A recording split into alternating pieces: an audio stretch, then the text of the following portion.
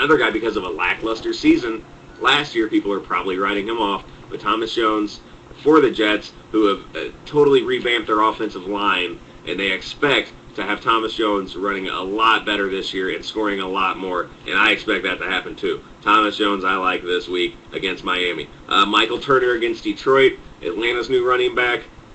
This is going to be a good game for him to get started with.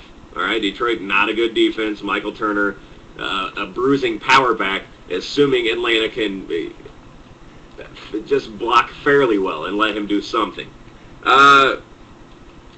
The only real sleeper at wide receiver that I saw, I like Nate Burleson this week, Seattle's wide receiver against Buffalo. I really do. So if you have him in your lineup, don't be too worried about it. But you probably don't, because he's not going to be drafted real high up with a lot of wide receivers. But this week he could have a nice week. Hasselbeck doesn't really have many other people to go to. And case in point, Bobby Ingram last year. Sometimes guys can benefit a lot when Hasselbeck doesn't have anywhere else to go. Bobby Ingram's not that good. Last year he had a great season because Hasselbeck had nobody else to throw the ball to. Letdowns this week, or busts if you will, but like I said, I prefer the word letdowns. Quarterback, Derek Anderson, going up against Dallas. Like I said, Dallas will probably shut Cleveland down. Derek Anderson is a big-name quarterback coming off a big season. People are expecting a lot from him. People are expecting improvements from last year. I'm not. I'm expecting about the same overall performance as last year, and with a few bad games, this will be one of them against Dallas, a tough defensive unit, and one of just the first of many tough matchups for Cleveland this year. Look at their schedule. It's scary. Second, David Garrard against Tennessee. Here's a quarterback I actually have in one of my leagues. As my starter, I'm going to have to do something else with because I don't like that matchup against Tennessee. Tennessee is a really good defense. David Garrard, even though he doesn't make mistakes, he doesn't put up gigantic numbers. He doesn't put up really big numbers traditionally. So against a really good defense, I don't expect him to put up any sort of gaudy numbers. Maybe just one touchdown pass, maybe 200 yards. Not good enough for fantasy. Mark Bulger against Philadelphia. Listen, I'm on the fence about Bulger this year. He could be a top 10 quarterback. He might be dreadfully terrible again like he was last year. He spends a lot of time on his back looking up. And Philadelphia has, traditionally they have an aggressive D. Right? That blitzes a lot and moves a lot and very fast. And that could be bad for Mark Bulger. So, try to go a different route. If you have Mark Bulger, hopefully you drafted somebody else that you could plug him to. Also, Jake Delhomme this week. Look for a letdown in Jake Delhomme. There's a lot is being made about him coming back from his Tommy John, and his arm looks strong and he looks good. Well, that's great, but Steve Smith isn't in. All right? And they're playing San Diego. So, oh, okay, thank you. Thank you. Our good friends at the Conspiracy Corner said go as long as you need. I'm not going to go too much longer. I'm just going to get through these letdowns, and I'm going to wrap it up. It is actually my lovely fiancée Amanda and I's 3-year anniversary, so we're going to go out to eat. 3 years. So right on. But Jake Delhomme against San Diego, a tough matchup without his number one receiver. His first game back. Not that I don't like Jake Delhomme this year, but I don't like him this week. All right? Running backs. And this one hurts me because this is one of my main guys, Ryan Grant. But this is kind of a no-brainer. He's going up against Minnesota. Minnesota stops the run. They will be stacking the box. That's why this is one of the reasons I say look for Aaron Rodgers to have a nice day, because I don't think Ryan Grant will. That being said, you probably drafted, if you drafted Ryan Grant this year, you probably drafted him as your number one running back. All right? If not, then an early number two. You lucked out and got a really good number two running back. You probably need to plug him in week to week anyway. It's bottom line. You can't draft your first running back and then just leave him sitting on the bench week one. So Ryan Grant, you're going to plug in, but I'm just saying you may be a little disappointed with the results this week, but don't let that freak you out for later. Ryan Grant's going to have a nice year.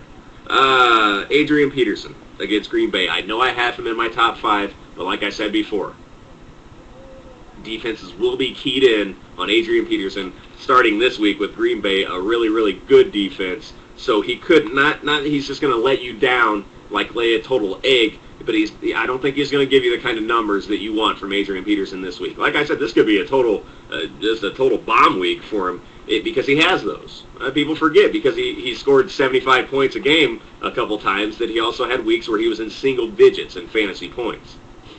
People forget that. It's really, looking back on things, you remember all the good times, and you remember the fun and the great times we had when he had 296 yards against San Diego. But that only happened once. All right? I'm just saying. Adrian Peterson's a nice player, not the most consistent, and this could be one of his down weeks. Another guy, Jonathan Stewart. Rookie running back from Carolina. A lot of people are hot on John Stewart, but they are playing San Diego, like I said, this week. Plus, D'Angelo Williams will be toting the rock about 50% of the time. They're going to be splitting the time up pretty evenly in Carolina. So I know a lot of people drafted Jonathan Stewart, but to me, unless D'Angelo Williams goes down, Stewart's stock is down all year. I mean, not that he's a nice player, and eventually when he becomes the number one, or even the two-thirds majority, he'll be a nice option to plug in there. But unfortunately, I think a lot of people are going with Jonathan Stewart as one of their starting running backs this season because what they have read or maybe heard, and I'm afraid you're going to be let down. Running back by committee kills everything, and this is no exception. It'll happen here. My two wide receiver letdowns: Chad Johnson against Baltimore, Torrey Holt against Philadelphia. Chad Johnson, torn labrum, man. He can say he's 100% all day. I'm not going to believe it until I see it, until I see him out there catching touchdown passes and doing, incredibly entertaining end zone celebrations. That's when I'll believe that he's okay. Because right now, I'm a skeptic. I think he's hurt. I think he's going to go out there and try to gut it out, but I think he's going out there at about 70 to 80%, which is not good enough. It's not good enough.